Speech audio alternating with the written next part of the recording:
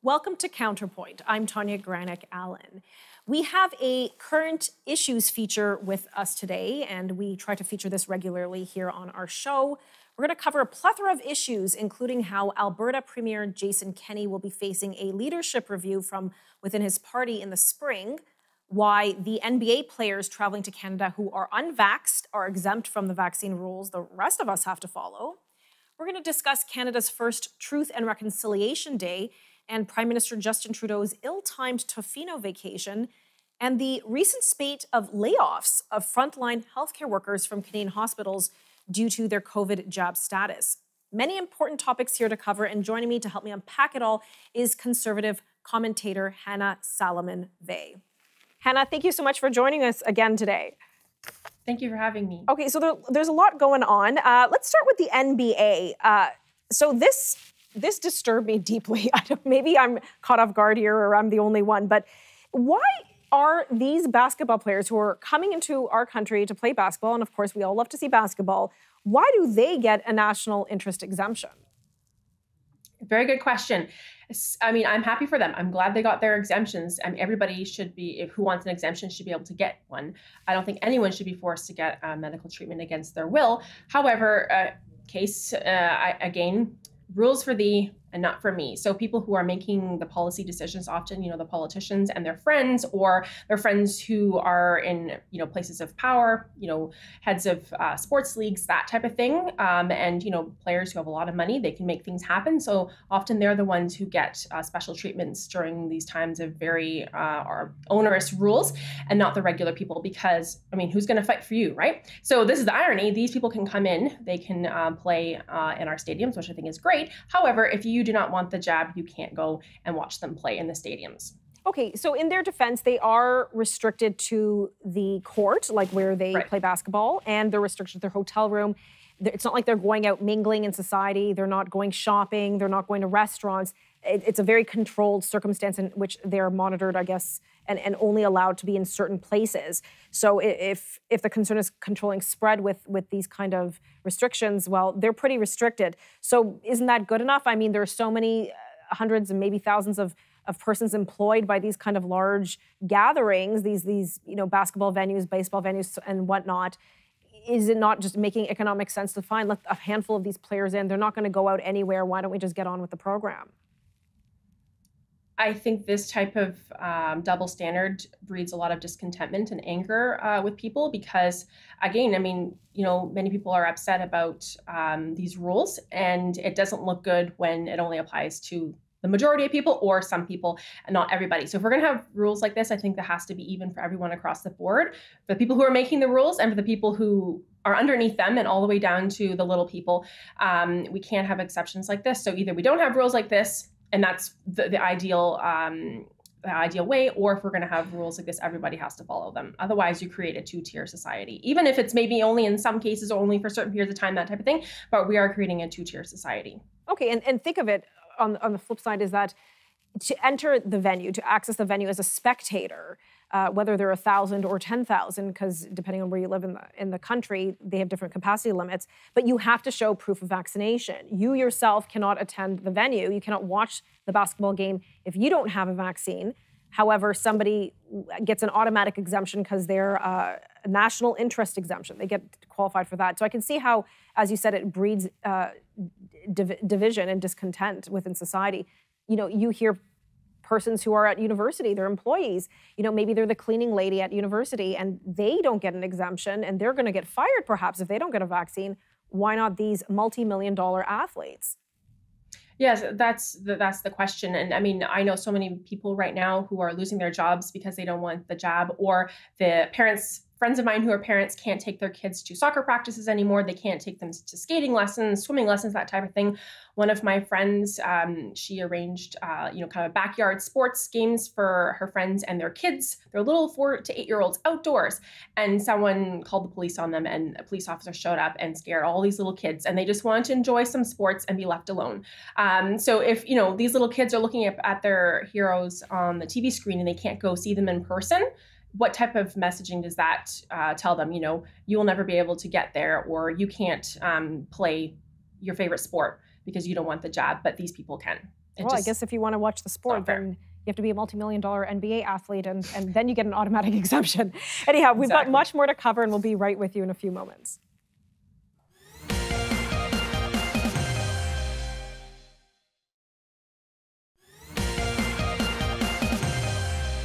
Welcome back. We're discussing current issues. We're coming at you fast with many, many issues that are just popping up on headlines. The one we're dealing with right now is basically hospital staff getting laid off. They're being put on leave if they haven't disclosed their vaccine status or if they themselves are refusing to get vaccinated. And this is happening across the country. Hannah is joining me, Hannah Salamon-Vegh. We've seen a couple hospitals, even in Ontario, Windsor Hospital, 140 unvaccinated staff placed on leave. Ottawa, more than 40 in our nation's capital. What are your thoughts on this? Either we're living in a global pandemic or we're not. And if we are living in a global pandemic, when the whole goal and the whole rhetoric from so many politicians throughout this entire time is we have to, lock down, we have to social distance, we have to wear masks, we have to get the vaccine and everything like that in order to prevent the hospitals from being overwhelmed. And not only, the hospitals and the number of beds, but also the nurses, the doctors, the staff, that type of thing. So if the hospitals are truly at risk of being overwhelmed, then why would you fire all kinds of healthcare workers during this time? And I've heard the numbers being even more than that in some places, especially in Quebec.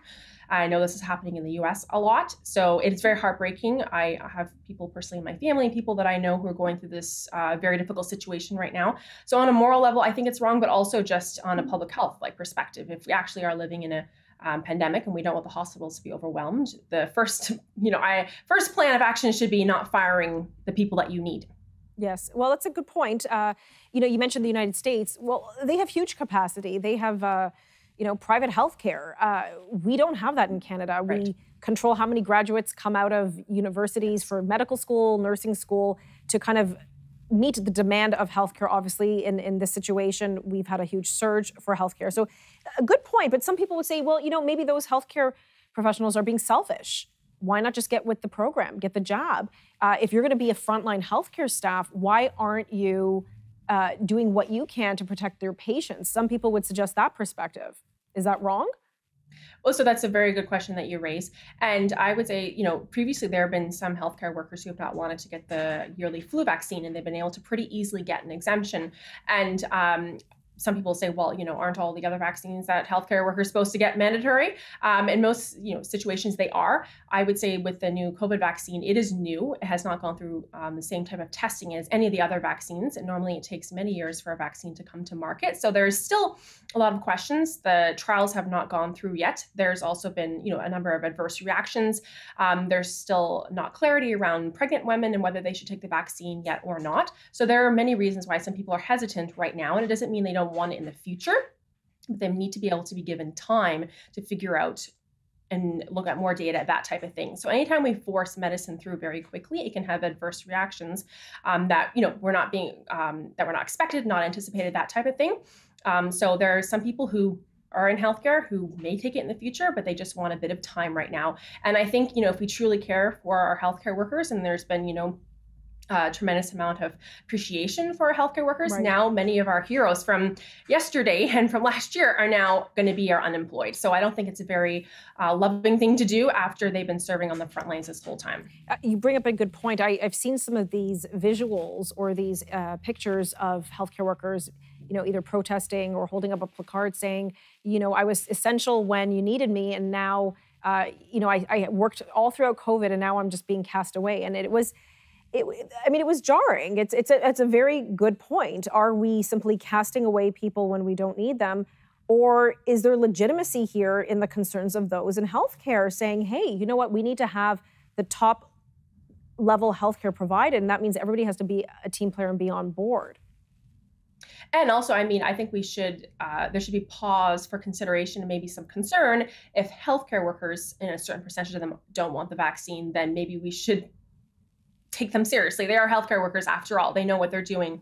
And sometimes, I think they know way more than our politicians do. And unfortunately, the whole COVID situation has been so politicized that many doctors and nurses who actually know what's going on, they actually are there in the hospitals, they're there in the ICU units, they know what's going on, and they've not been allowed to say what's going on, ask questions, raise questions, that type of thing, because of the muzzles basically on them from the politicians. Well, some front care health staff have been raising concerns, and we've seen a spate of protests outside hospital establishments. We only have about 30 seconds before commercial, but there's been some condemnation about these kind of protests. Don't protest outside a hospital, but these are the people who work inside the hospital. Maybe they ought to. It's like a picket line. Yeah, so there's been so much misinformation about these protests. The protests have been for the healthcare workers, and there have been a ton of healthcare workers who have been protesting at them. And the protests are to raise awareness about them losing their jobs because they don't want the vaccine. So these protests are for the healthcare workers. And I mean, maybe we can talk about location. Maybe they should be somewhere else, but they've been in support of our healthcare workers who are losing their jobs right now.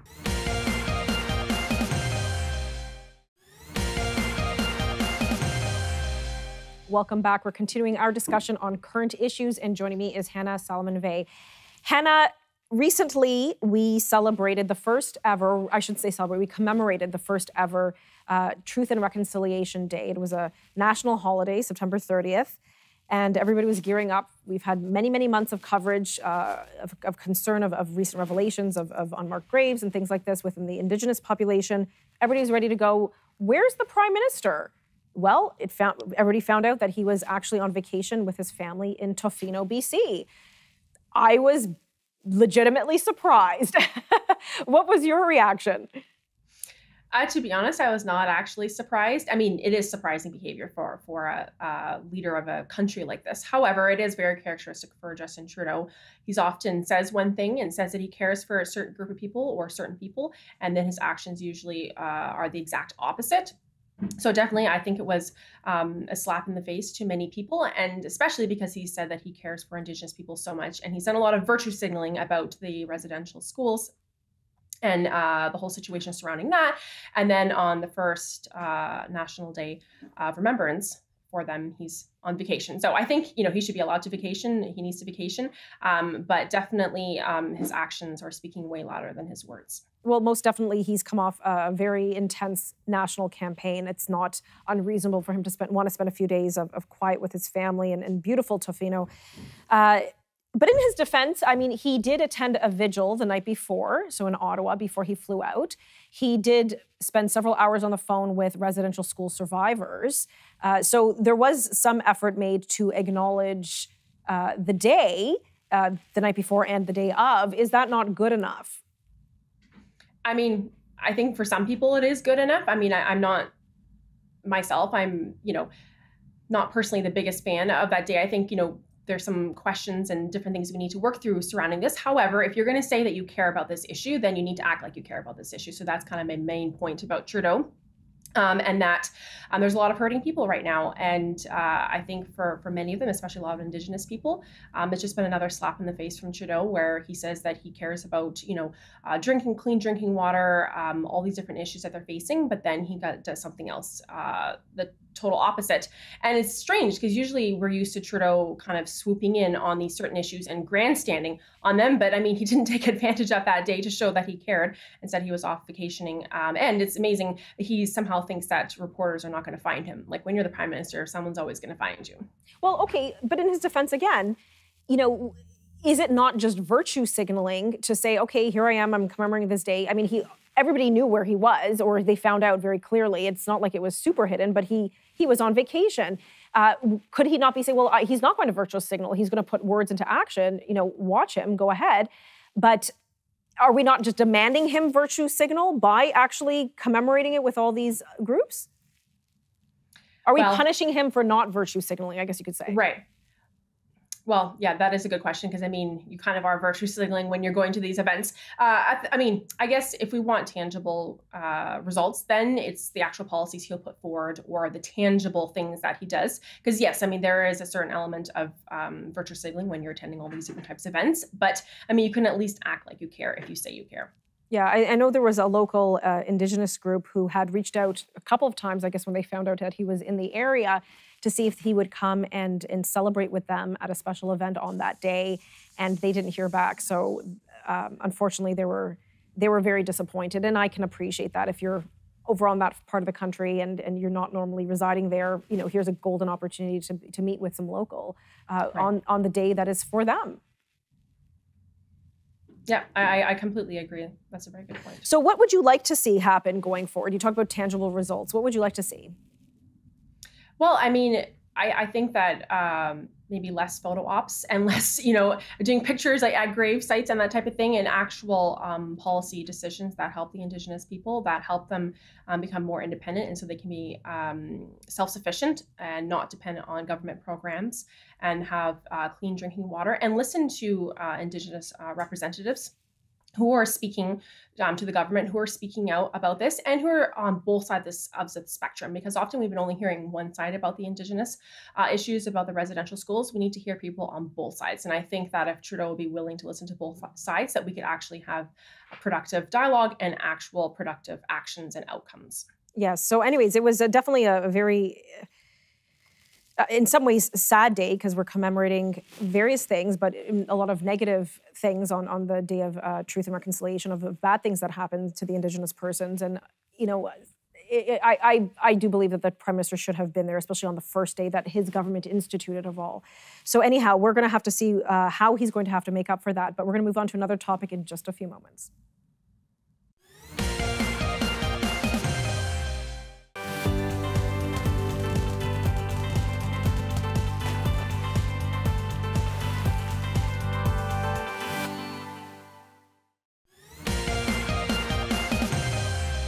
Welcome back. We're wrapping up our current issues day today, and joining me is Hannah Salamon-Vegh. Hannah, so there's a lot of discussion about calling for leadership reviews in light of the recent federal election with Aaron O'Toole, and Annamie Paul has already resigned. But now we're having some provincial issues with Jason Kenney. So he's the Premier of Alberta, and he is now going to be facing a leadership review from within his own party in the spring. This caught many people by surprise. What's been going on in Alberta? We've been so focused with a federal election. Yeah, so I think a lot of people within the party, within the Conservative Party in Alberta, have been upset either way with how he's handled the pandemic. Either people who are upset that he's imposed too many restrictions, or people who are upset that he has not imposed enough. That is within the United Conservative Party in Alberta. I think there's a lot more people within the party that are upset that they say that he has imposed too many, especially in the light of having 3 pastors in jail in Alberta, and we didn't have pastors in jail in any other province. And that's caused a lot of national embarrassment. Well, I saw that, they always say timing is everything. And we see at the beginning of summer, Premier Jason Kenney announced that he was going to be lifting all restrictions. And that was met with a lot of enthusiasm by all sides of wherever you stand on COVID restrictions, because people just want to kind of get things back to normal. And that was sort of the first glimmer in Canada of things kind of going back to normal. But then very quickly, we saw his medical officer of health, well, I shouldn't say very quickly, but within a couple of months, Dina Henshaw, she basically backtracked and said we shouldn't have opened it up. And then there were calls when he reimposed these restrictions. Well, now we've got to have a leadership review. I think people have just had enough of this flip-flopping. But is it fair? I mean, he's in the middle of, his term. He's only going to be 2 years in the spring. And here he is trying to navigate this COVID situation. Is it fair to have to yet on another front fight a leadership review? Well, I mean, I think it's important because the members of the party have to have a say of who their party leader is, obviously, but then also in terms of how they're performing. I mean, and they didn't call for this review a couple months into the pandemic, or, even in the first year. That we're in the second year of this now. And he's done a tremendous amount of flip-flopping, especially now, the latest with being the vaccine passport. And he said that, Alberta was not going to be bringing in any sort of vaccine passport or proof of vaccination. And then now he's done that. And so there's a lot of people who are upset, and they want to have their voice heard. And I think it's important that our politicians remember that they're answerable to us. They may be more concerned about the WHO or their health ministers, their health officials, that type of thing. But at the end of the day, they answer to the people, and especially to the members of their party. But for persons who aren't members of the United Conservative Party, the party to which Jason Kenney belongs, they want a premier to kind of govern and get the stuff done. And now people are going to say, well, he's going to be distracted by, I guess some disgruntled, they might see it as disgruntled behavior by the party. I'm playing devil's advocate here. Mm-hmm. Why should our governance in Alberta be hijacked by some partisan members of the party who demand a review?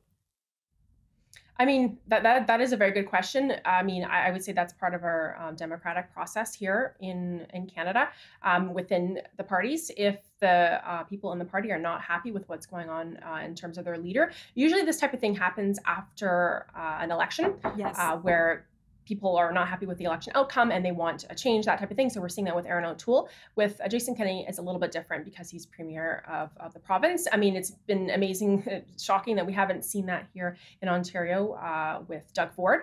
But I think at the end of the day, politicians have to remember that they're accountable and that their decisions that they make have real world outcomes. And a lot of people have been tremendously damaged by their policy decisions, and they've had enough and want their voice heard. Yeah, and I agree with you. I love the democratic structure within parties. All the parties are different. Of course, you said, why not here in Ontario? We have although we're the oldest, I think, Conservative party here in Ontario, it's definitely a different structure, the way it's set up. The UCP is a very new party, actually, and Jason Kenney himself helped build that. So it will be very interesting to see if he will be a victim of something that he helped create on his own. So I guess we'll have to see. Time will tell. Hannah, thank you so much for joining me today. It's been a pleasure as always. Thank you for having me on. Take care. A lot is happening here in Canada. There's never a dull day, whether it's COVID and their lockdowns or what's happening with our politicians. It's just, things seem to be very busy, and there are a lot of news headlines that, make me kind of concerned. But I'm glad we get to unpack it once a week here on the News Forum, on many of our shows, but especially on the Current Issues panel. Thank you again for joining me. I'm Tanya Granick-Allen.